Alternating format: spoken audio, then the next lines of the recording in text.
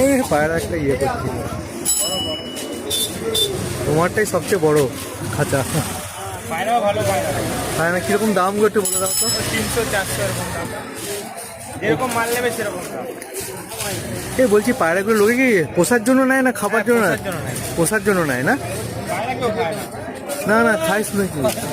আমরা দেখিনি। না ওইটা না, দাঁড়া বলি।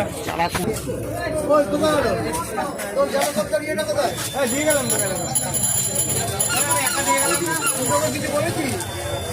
এখন দিবি